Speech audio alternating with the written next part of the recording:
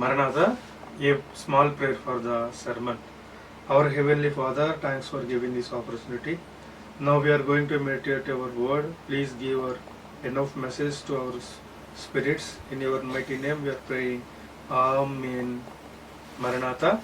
So today's topic is presence of the God.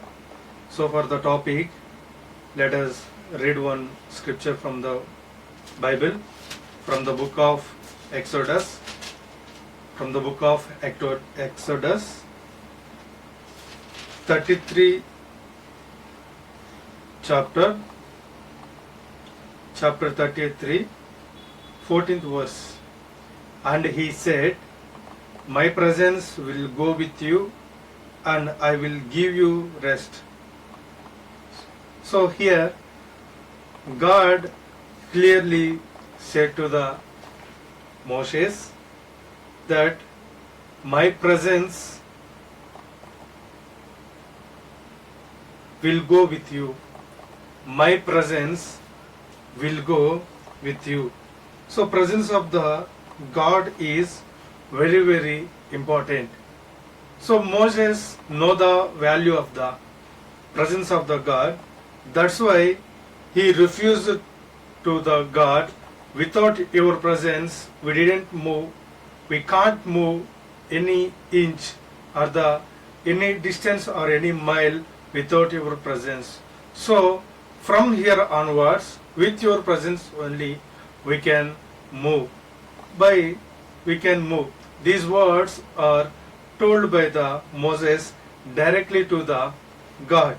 So we can see Moses' intercessions from the 12th verse. Moses said to the Lord, see, you say to me, bring up these people, but you have not let me know whom you will send with me. Yet you have said, I know you by name, and you have also found favor in my sight. Now therefore, if I have found favor in your sight, please show me now your ways, that I may know you in order to find favor in our sight. Consider too that this nation is your people. And he said, my presence will go with you and I will give you rest. And he said to him, if your presence will not go with me, do not bring us up from here. So Moses said, if your presence will not go with me, if your presence will not go with me, do not bring us up from here. Do not bring us up from here. That means Moses knows the value of the presence of the God. So presence of the God means God can present in everywhere. So God has some divine qualities. In the divine qualities, we can say that God is omnipotence. Omnipotence means He can present elsewhere, anything else. So God's presence means God is present in all places, in all times. But what went wrong is we are unable to see Him. We are unable to talk with Him. That's why many of the people are fail to feel the presence of the God. So the presence of the God changes everything. So imagine a very Israelites on the 40-year journey through the wilderness. So Israel people are journeyed 40 years through the wilderness. In the darkness of the night, he lifts up the flap of his tent, looks up the pillar of fire in the sky, turns to his wife and says, everything is okay. God is still with us. God is still with us. So we can see in Exodus chapter 30, Exodus 33 chapter from the 7 to 11th verses, in between 7 to 11 verses, the tent of meeting we can see. In the tent of meeting, God and Moses both are in the meeting. So in the tent, God's presence is there. So God is talking with God is appeared to the Moses, and God speaks to the Moses very clearly, and he speaks with him very face to face. So Moses used to take the tent and pitch outside the camp, far off from the camp. He sought out the Lord would go out to the tent of meeting, which was outside the camp. Whenever Moses went out to the tent, all the people would rise up, and each would stand at his tent door and watch Moses until he had gone into the tent. When Moses entered the tent, the pillar of cloud would descend and stand at the entrance of the tent, and the Lord would speak with Moses. And when all the people saw the pillar of the cloud standing at the entrance of the tent, all the people would rise up and worship, each at his tent door. Thus, the Lord used to speak to Moses face to face as man speaks to his friend. So the Lord uses to speak Moses as face to face, like how friends are talking. So how friends are used to talk with them, like that God speaks with the Moses. When Moses turned again into the camp, the extent Joshua the son of Nun, a young man, would not depart from the tent. So like that, the Lord said he will no longer among his people. Hope remains because his presence. So pillar of the cloud we can see. So pillar of the cloud and the face to face are the better and mainly things we have to observe. So presence of the God is everywhere. So presence of the God means, consider the disciples in the storm, tossed boat when they saw Jesus walking toward them on the water, and heard him say, "Don't be afraid. So take courage, I am here." So when the disciples of the Jesus Christ traveled on the midnight on the sea through the boat, a strong storm was came. In that time, God walks on the sea to reach his people. So by seeing the Jesus Christ, the disciples were afraid. So for that, Jesus Christ said, "Do not be afraid." So in the wilderness, in a storm, in a burning bush. So burning bush means in early days of the Moses, in the third chapter of the Exodus, so God he himself appeared through the burning bush. So in the valley of the shadow of death, or a place named the Bethel. So like this, God's presence changes everything. So the problem of the presence of the God is, the people are failed to see the God, and the people are failed to feel the presence of the God. Why? Because from the starting of the Bible we can see, when the Adam and Eve makes fall into the sin, the God drove himself out of the Eden gardens. So when the Adam and Eve both came out from the Eden gardens, they have failed to talk with the God, and they are lived through their desire. So desire according to their desire of the sin. So the desire of the eyes and the desire of the flesh, they are continues to live, so that they have failed to talk with the God. They have failed to see the Lord appearances. So before they falls to the sin, God as usually talked with them like friends. So from the day 1 to the up to the their holies, God used to talk with them. So the problem of the one thing is, the problem, it can be helpful times understand the difference between God's omnipresence and the manifest presence of the God. So the difference, there should be a difference between the God's omnipresence and the manifest presence of the God.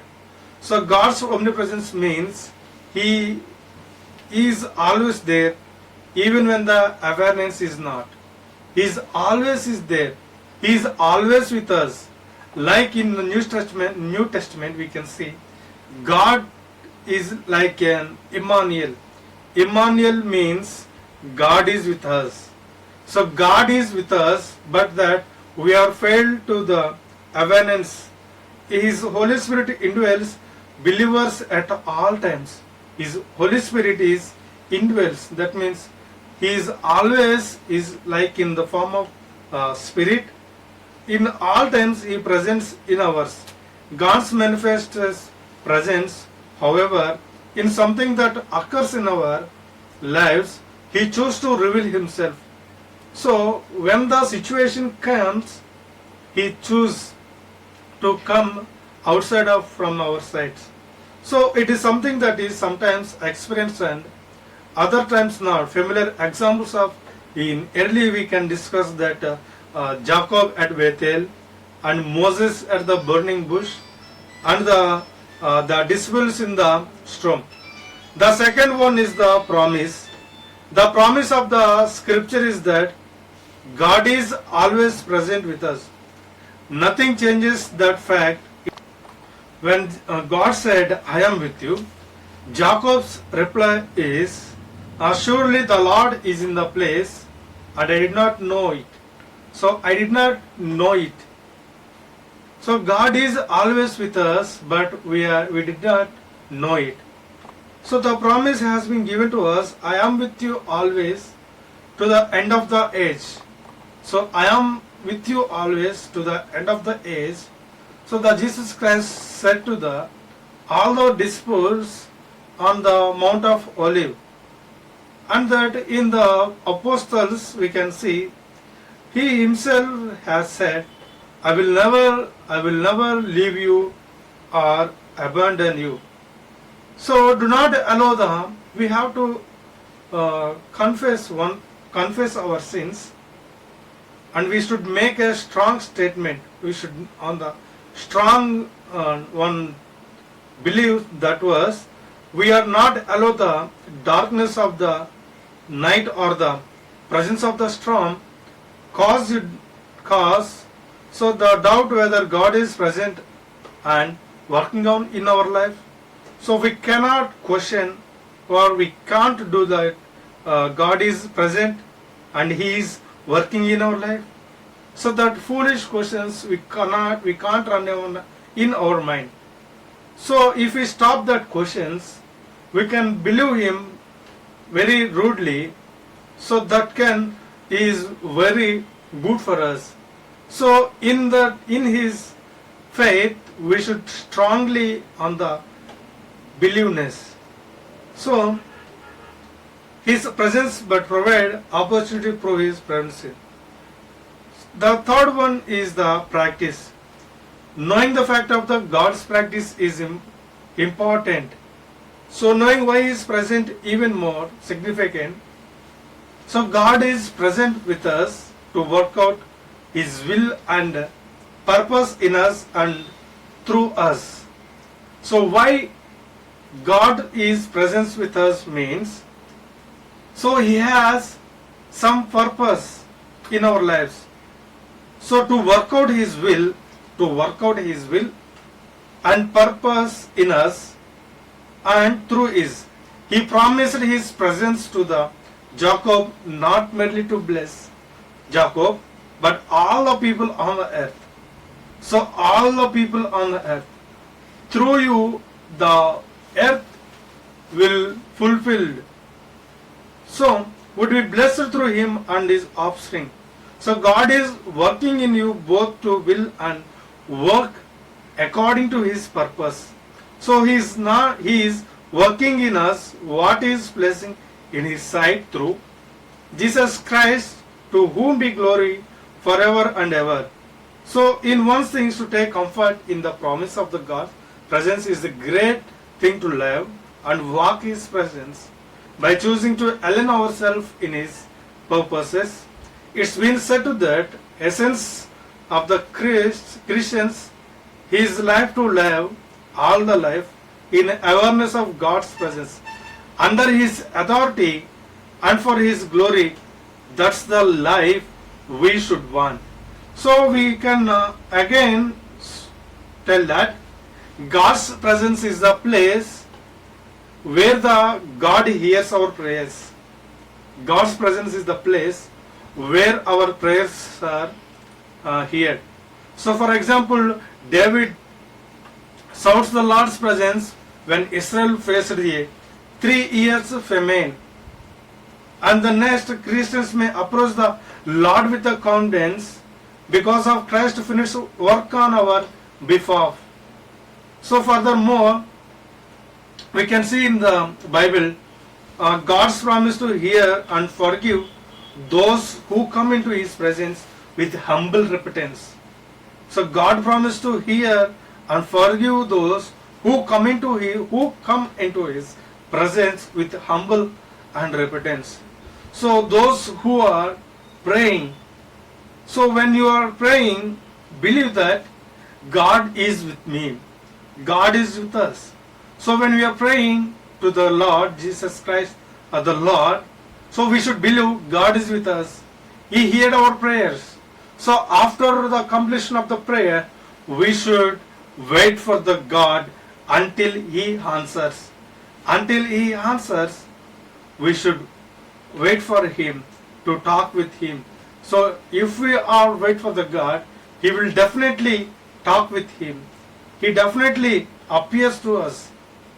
So like how God appeared and speaks with the Moses as a friend, like that God can also appear to us. So God can talk with us.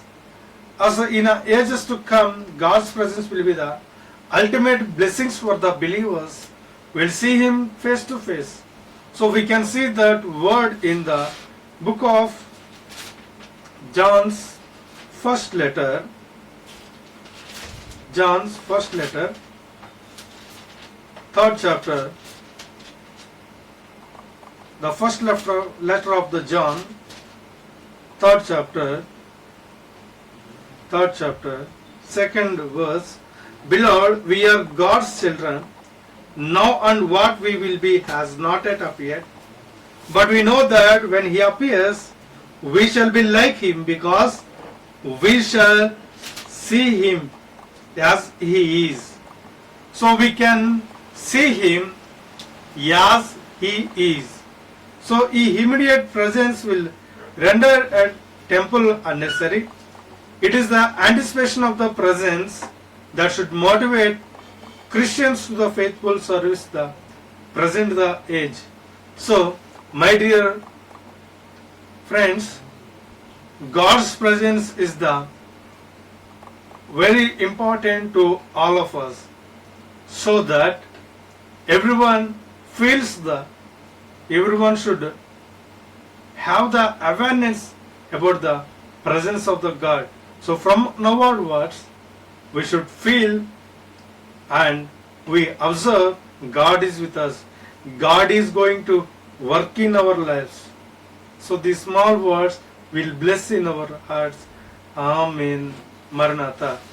Our Heavenly Father, thanks for giving this wonderful message for our spiritual life. So please bless this word and be like and fruitful to this word, and give strength and knowledge. We through walk this word of God. In your mighty name we are praying. Amen. Maranatha.